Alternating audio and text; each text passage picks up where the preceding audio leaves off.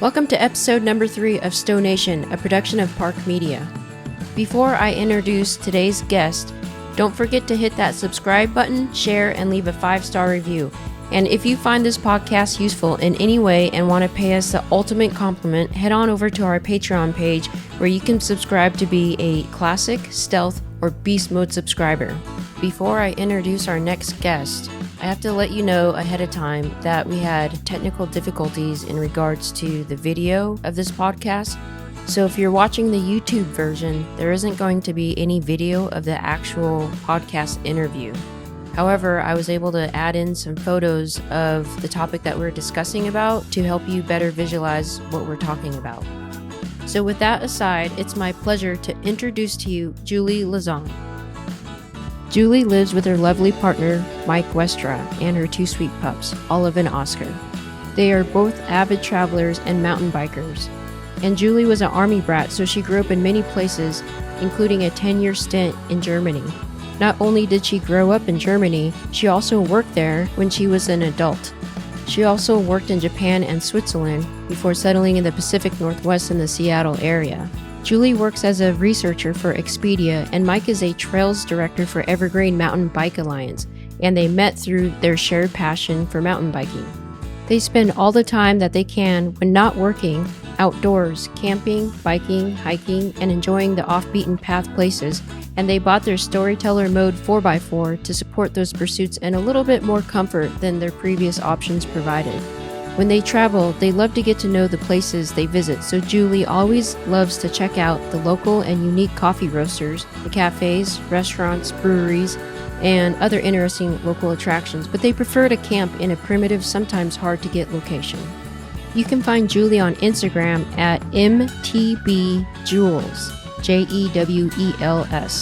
and you can also find her on Facebook as herself, Julie Lauzon. And with that, please give a warm Stow Nation welcome to Julie Lauzon. Julie Lauzon, welcome to Stow Nation, and thanks for being a guest. Thanks for having me. Of course. So you bought a Mode Classic, right? Yep. Okay, a 2021? Mm-hmm. We got it in September. Yep. Okay, and where did you get it? Johnson RV in Fife. Okay, and was your experience good with him? No, it was not. No? What happened? Well, a bunch of things, and I don't want to take the whole, but we haven't been pleased. We took it there for a repair after we got it, and we found out that our wall was loose after they repaired a window, and Mike took it apart with Dan, and we found that they hadn't even screwed like the screws back in. They were like floating, and we found 3 screws on the floor of our RV after the repair. So we're not very happy with them. Oh, I don't blame you. Holy cow. So not to get into it, but I guess what did you learn that you can pass on to the listeners about that experience? Well, I did share all of this feedback with Storyteller because I think they should find more dealers in Washington so that people have a choice, because we didn't have a choice unless we want to drive all the way to like Kalispell or. Right. So that's one thing. And then we are just really trying to fix as many things ourselves with the help of Dan over Facebook. So basically you're not going to buy there ever again or deal with them ever again. That's what you learned? Deal with them as little as possible. Fair enough. I mean, unfortunately, not every RV experience is, roses, but there are some bad apples out there. But yeah, I'm glad that you told Storyteller about that, because I know that they pride themselves on the dealerships that they partner with. So yeah, and it doesn't really do them service because it's such a great company. I think Storyteller has been so great, and then to have such a different experience with the dealer is disappointing. Yeah, I'm sorry to hear that, but I mean, it sounds like you guys are rocking and rolling now, right? Yeah. We did have one other little minor issue with the Storyteller, which I've noticed others have had as well, with the dimmer. So the lights have a dimmer, and the dimmer switches are notorious for this, actually. So we got Dan on the phone and fixed it, and now we got some backup switches or whatever it is they fixed. I wasn't watching the details, but it's very easy. Once you go through it with Dan, it's very easy to fix it yourself. So if it goes out again, we'll be able to take care of it ourselves. That's It's good. a very minor issue. Dan the man saves the day. I don't know what we'd do without that guy. I know. And how does he scale? Poor guy. I mean, I don't think he sleeps. I don't know. geez, yeah. I think he has a secret cape on him, and he just like Hmm. makes everything happen and fixes everything. I don't know how he does it. Yeah, It's amazing. on our first trip with the van, we actually took a detour to his place, and Oh, really? he gave us a whole tour of the plumbing. He spent like 2 hours walking us through all the plumbing and making sure that everything was, working well. And we were so impressed. Wow. Yeah, I so feel like nice. that's so unheard of in today's RV industry. I feel like once you purchase it, like nobody cares about you No, and just they're like, like oh, we need goodbye. to sell. Yeah, Hmm. yeah, Wow. I'm trying to think of any company that would do something like that, and I can't. I mean, I don't know your experiences, but yeah. I'll give another example. I was in Moab going to the pet store in the Classic, and I turn around and this beast mode is behind me and they've been following me through town. And I pull in to get my dog food and out pops the Storyteller creative team. And they're like, we saw you and we had to follow you over here to meet you. oh And they my chit chatted gosh. with me and I took a picture of us. It's on the forum. I actually posted it of the two. I said, oh my God, I haven't seen a beast mode yet. And so we took a picture together and Oh my goodness, so that's so cool. cool. It They was so literally cool. chase you down through town just to They say really hi. did. They really Oh, did. Yeah. that's so awesome. Oh, I love this community. It's very cool. So what did you name your mode? So this has been an ongoing debate between my partner and I. I call her Dora the Explorer, and he calls her Butterbean. He Butterbean. insists on calling her Butterbean, Where which does I that don't know name if, come from? so there's this famous wrestler, Butterbean, and I guess he was really rotund, and he thinks that Dora is a little bit sluggish. Mhm. So he calls her Butterbean. Oh my goodness, that's funny. Yeah, Oh, the wrestler. So basically the name changes with whoever's driving kind the of, yeah. But I've been calling her Dora the Explorer. Yeah, why did you choose that one? because we're explorers, and Mhm. she's our I guess our conduit or our enabler for exploring. That's awesome. So before you purchased the mode, what led you up to actually pulling that trigger to buy the mode? Were Yeah, you it's looking at other RVs or like what kind of research did you do? yeah. So I feel like it's kind of been a 5 year process because we were really roughing it, but we've always been exploring and camping off, off the beaten path in the wilderness, primitive. But as you age, you kind of want a little bit more comfort. And so our first foray into it was the 4 wheel camper, which we had a Tundra, and we bought the slide-in 4 wheel camper, just a shell with a pop top, Mhm. and that was great. But the comfort wasn't quite. There were just a few things that I wanted to be able to like really lounge in my camper and hang out and be comfortable. And we kind of wanted to do more camping when it's not necessarily nice weather. I guess like a few years into having the 4 wheel camper, I started researching vans. And because my childhood, I grew up with VW camper vans, like camping with my family. So I feel like vans have kind of been in my blood, I guess.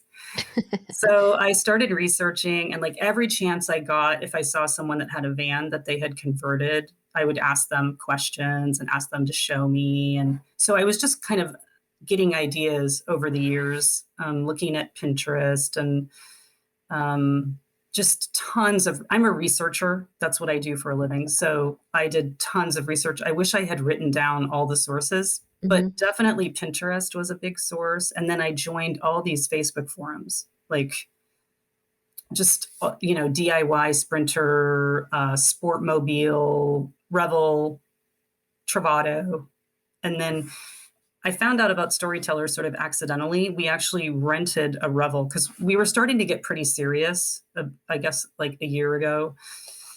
And we rented a Revel, and the experience was kind of interesting. I'm really glad we did it because we could kind of get the feel of what it's like to camp in a Sprinter van. But the Revel rattled really a lot, even on the freeway. And my dogs were terrified. They both were in the front of the van, like under the front seat, Oh, shaking. And so oh then my I came goodness. back and I was like, oh no, this is going to be a problem. And the guy who rented us the Revel mentioned Storyteller. And so we went and looked at the Storyteller website, and I was like, oh my gosh, the layout is so much like what I had sketched for myself. Like I had sketched doing a DIY one. And so then I got that idea and I joined the Storyteller forum, and I lurked on the forum for months, asking questions and kind of seeing what was going on. And then I called Storyteller and I was like, hey, why don't you guys have a dealer in the Pacific Northwest? We're like we're all outdoor people. You should have a dealer here. And then he was like, oh, you're in luck.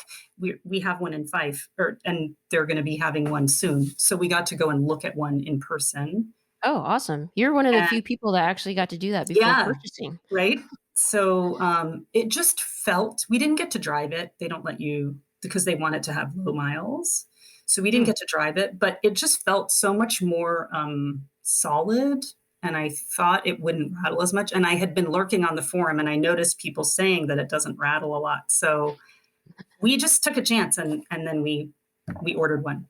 What other RVs were you actually considering other than the Revel? I mean, 5 years of research is a really long time. There's got Yeah. to be, I mean, you mentioned the DYI, the Yep. Revel, the Travato. What else?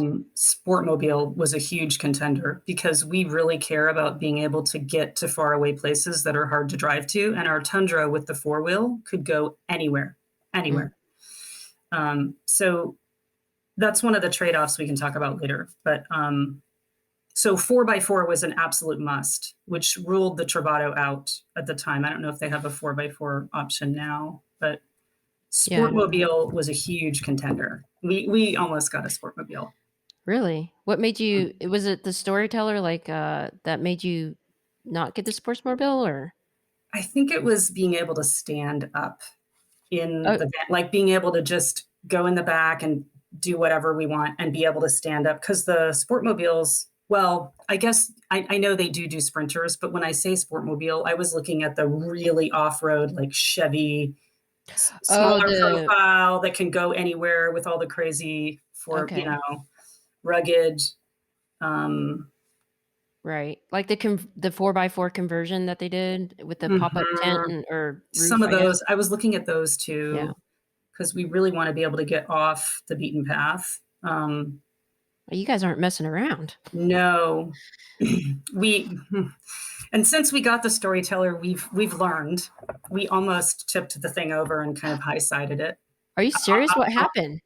We were over in Wenatchee, and we were on some logging road up in the mountains, and we went off. We wanted to go off this one spur road, and it was very gnarly.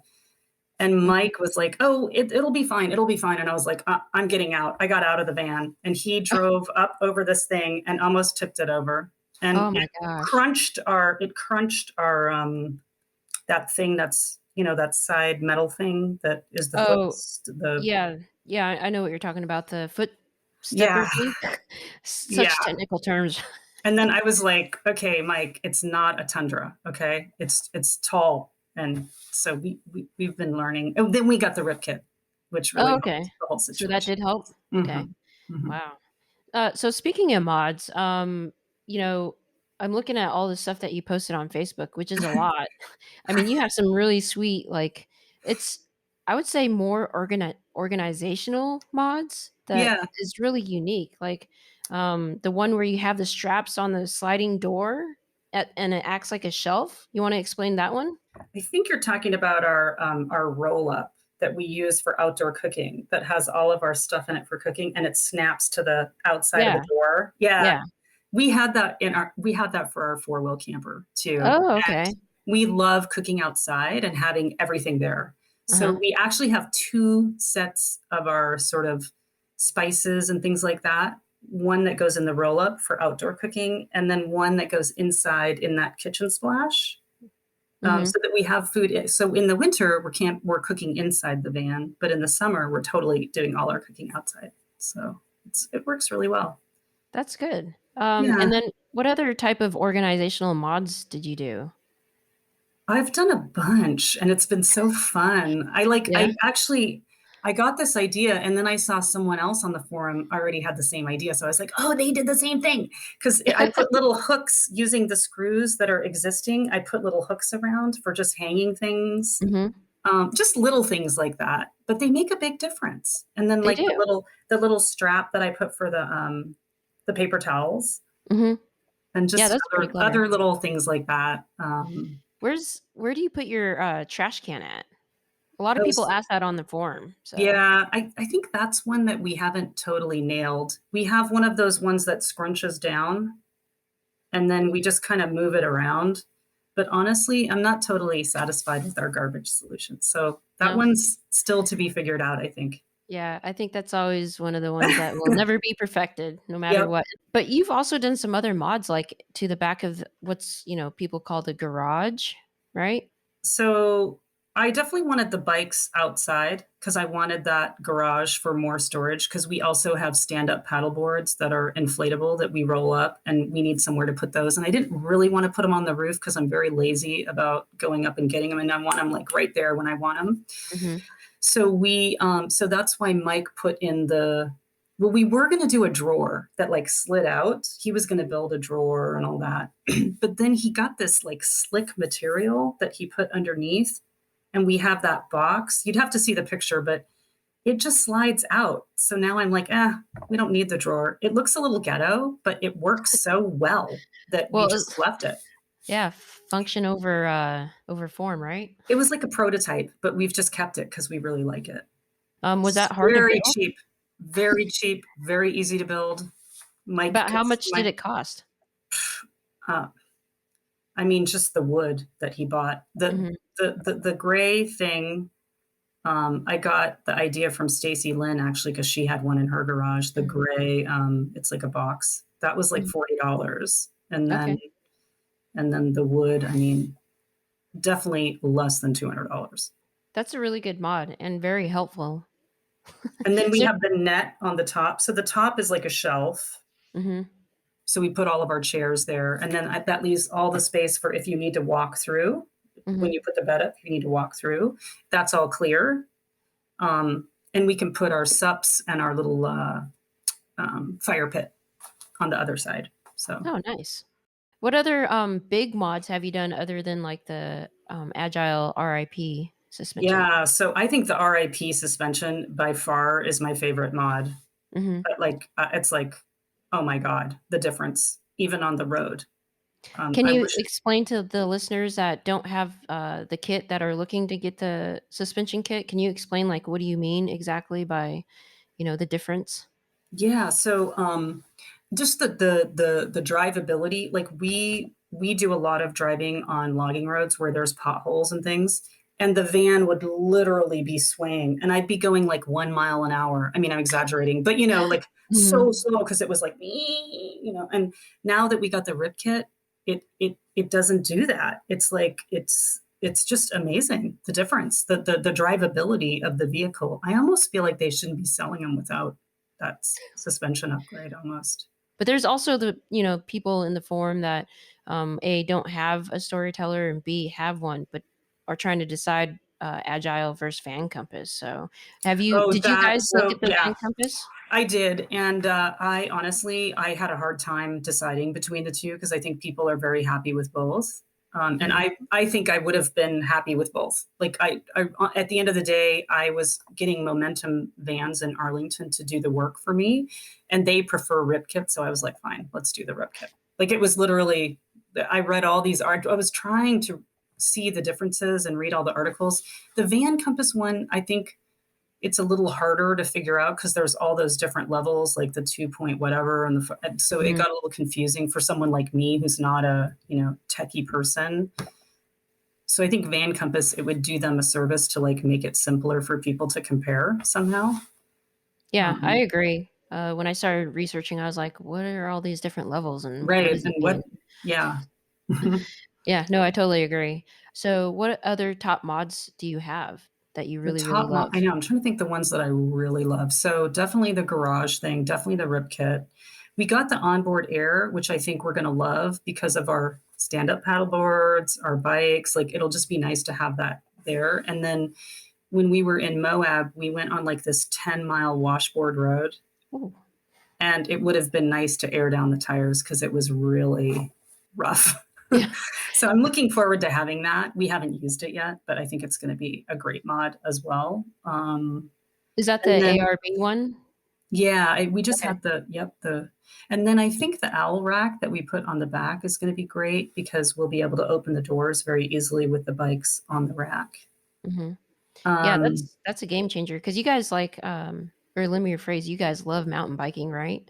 Yeah, so that's like pretty key. And we fat bike in the winter too. So Oh, wow. bikes are a big part of our lives. So how many miles have you put on Dora the Explorer since you've owned her? 10,000. We 10,000? got her in September. So we've Okay. done a few big trips, Where to? Moab and St. George. And we also did a trip down to California and across and back up through Utah. So out of all that mileage, what were some of the biggest lessons that you learned while traveling? Definitely that we need a rip kit because we didn't have that. Okay. But we had to wait for months to get that. So we got it Yeah. as pretty much quickly as we could. One tip I have for people that are getting the mod, I know, or getting the mode, sorry, or any of these vans, a lot of people get really excited and they buy a ton of things before they have the van. And the problem is you don't know what you don't know, and you don't know how you're going to use the space until you go on a trip and actually use it. That's what I found. So Mhm. I can't remember what I was trying to remember. I bought some things ahead of time that I ended up not using. And I can't remember what they were, unfortunately, but there were some things that I spent money on that I shouldn't have. And I Mhm. think it's really good to like spend some time in the van before you do the mod, like the garage mod. We didn't really know how often we were going to be putting the bed up, how we were going to be using that space. So we waited to do that. And I'm glad we did. That's excellent advice. Yeah, I see it all the time. People get super hyped up and all of a sudden it's like Amazon packages everywhere, which is cool. I mean, but I think to echo what you said, at least for me, I wait until there's an actual need for that, and then That's very I go smart. and I do it. Yeah, because you're absolutely right. Like you just don't know what you don't know, and trial by error, even though it may not be the preferred way, it definitely declutters and makes your van more efficient if you just kind of wait and see exactly what you need.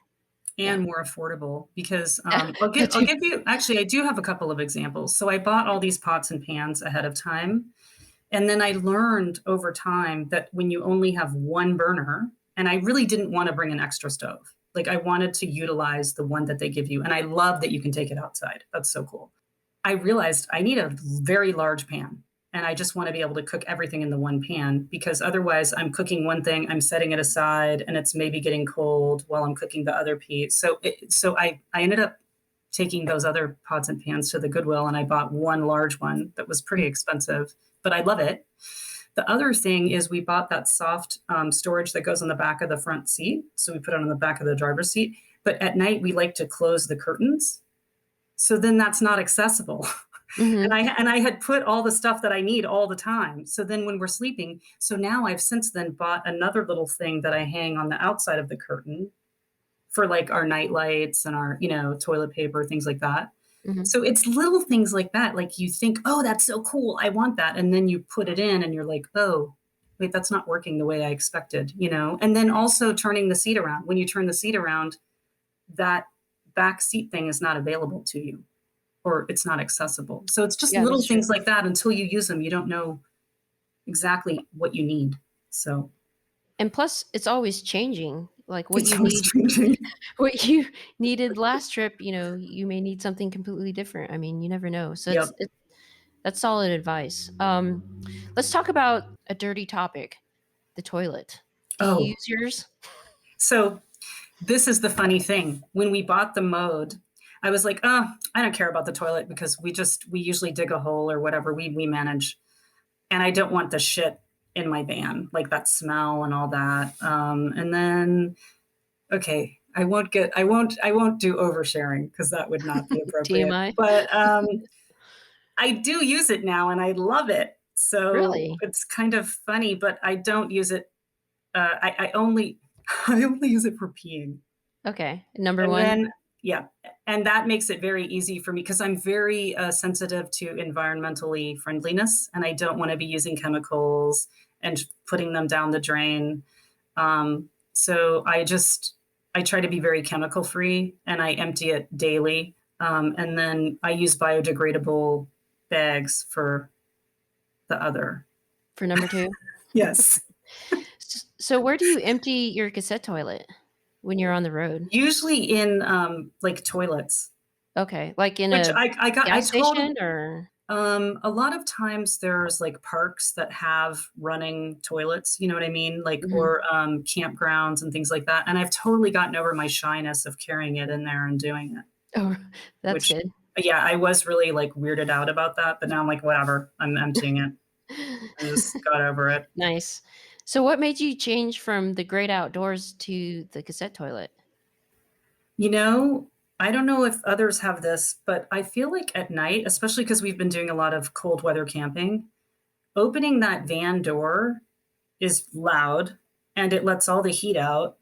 So I love having the cassette toilet to use at night instead of going outside.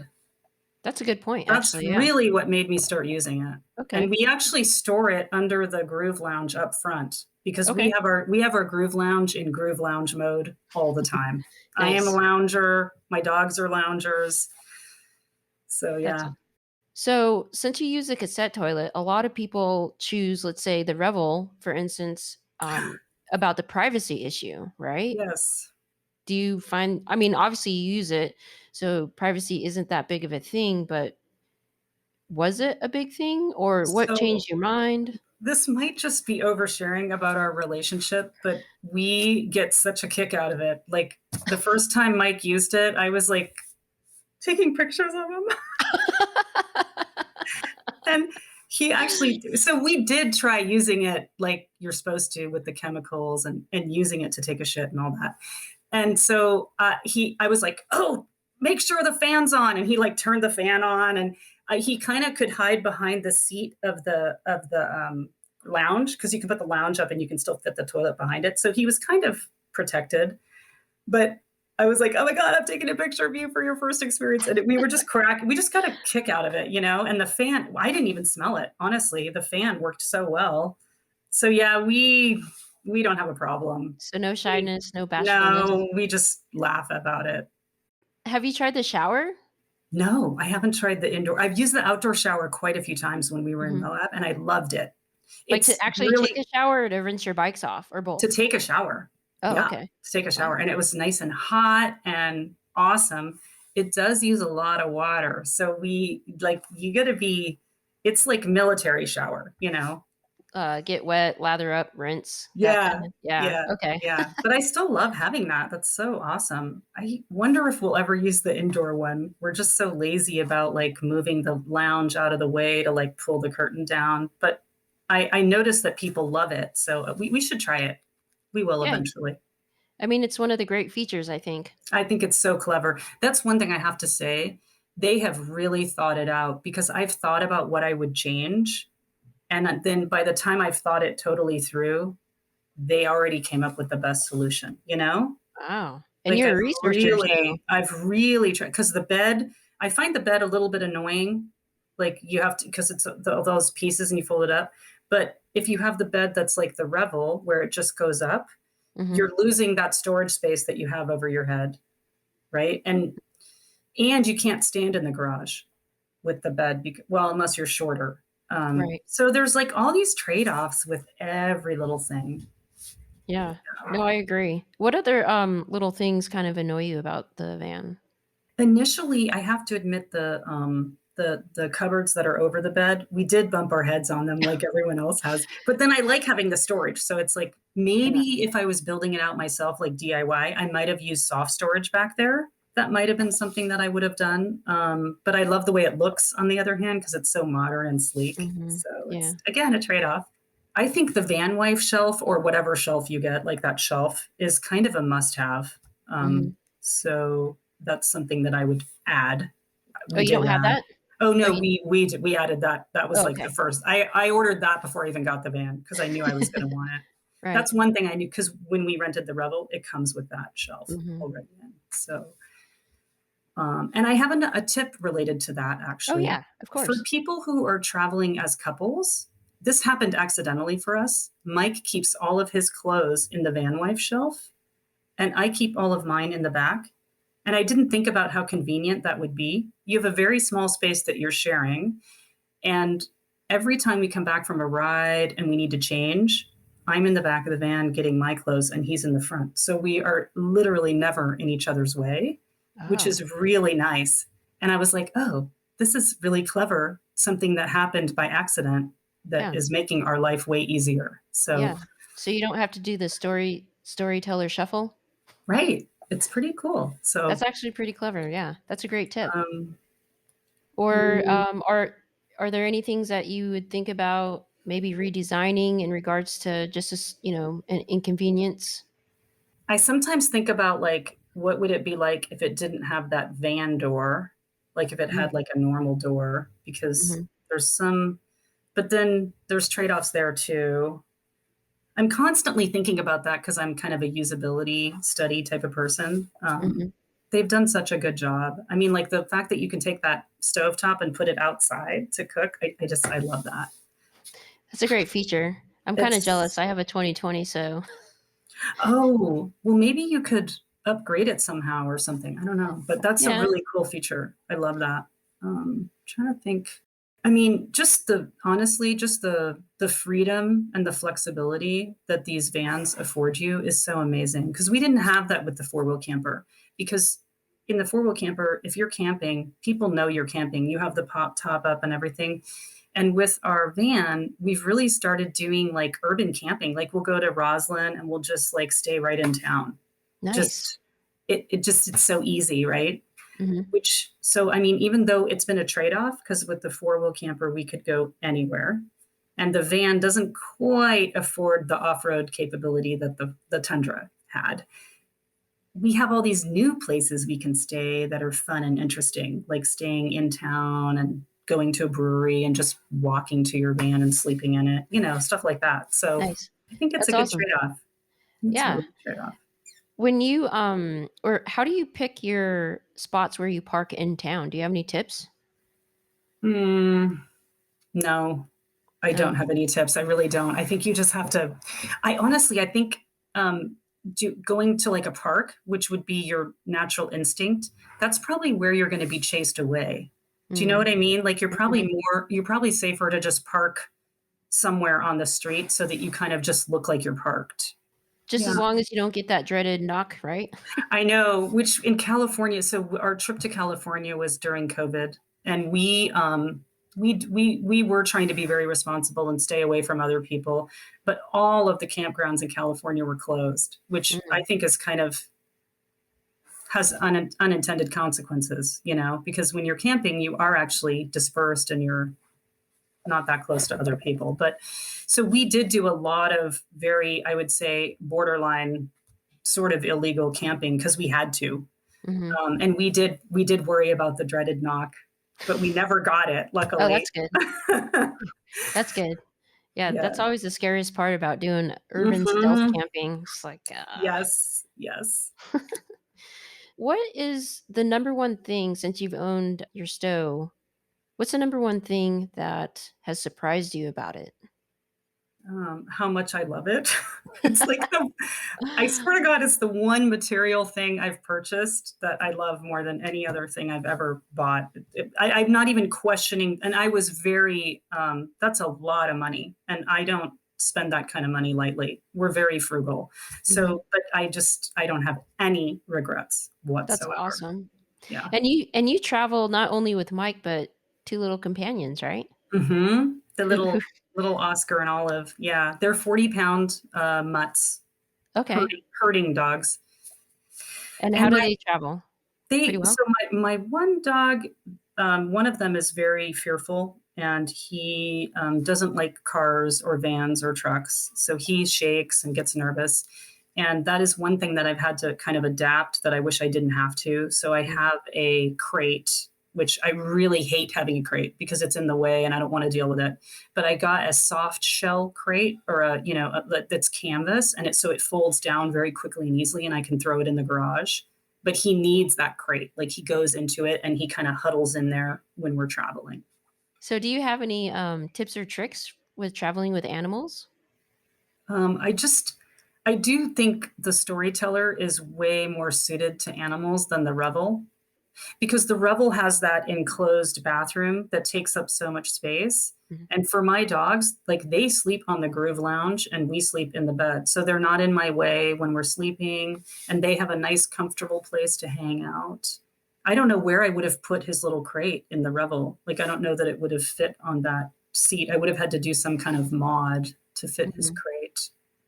Yeah. So I feel like it's really a nice trade-off if you can deal without having the bathroom and the enclosed. I know that's very important to a lot of people. So, Yeah.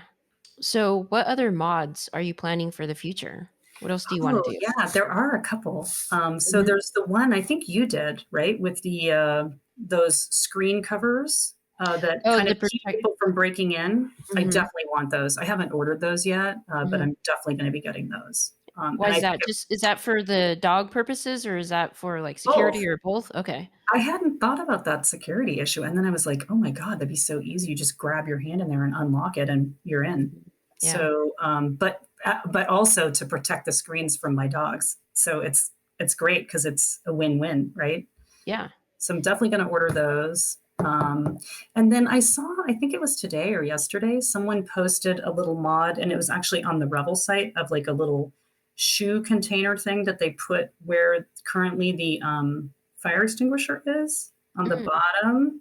And I do notice that we misplace our shoes, and we'll be getting up in the middle of the night and need to go out. And then I'm like, oh, where are my shoes? Where are my shoes? So I thought that'd be kind of cool to just set them in there or Mhm. use them for things we need quickly, like the leashes and dog poop bags and things like that. So I might do that too. I got to look at it and measure everything and see Mhm. from the I Revel. saw that too. I was actually thinking about making that my wine cellar. Or yeah, yeah. But yeah. What Oh, that's anything my. else? You just brought me to another tip regarding wine. Um, Mhm. I discovered on that last trip that you can get some pretty decent wines that come in a box, which I never would have believed. But you actually can get decent wine in a box now, Mhm. Yeah. and it's Are you like the talking gift about that Bada keeps Box? giving. Well, that was so it wasn't Butterbox. It was some other, I don't know. I got them at this little, very boutiquey wine place. Mhm. But I loved it for camping because it's lighter than bottles and it seals up. So, like, you can use it, for the whole trip. And it's kind of like the gift that keeps giving. So, that would be my other tip for people. Find a good wine that you like that comes in a box if you can. Nice. I I think it's know possible. Costco has some good ones too. I don't know Yeah, if you have a Costco membership, but I've been I'll known to have to stock check up on that. that. Yeah, I'll have to check that for sure. Yeah. So is there anything else that you want to Oh, I remember my question. I have these brain farts, so I'm just like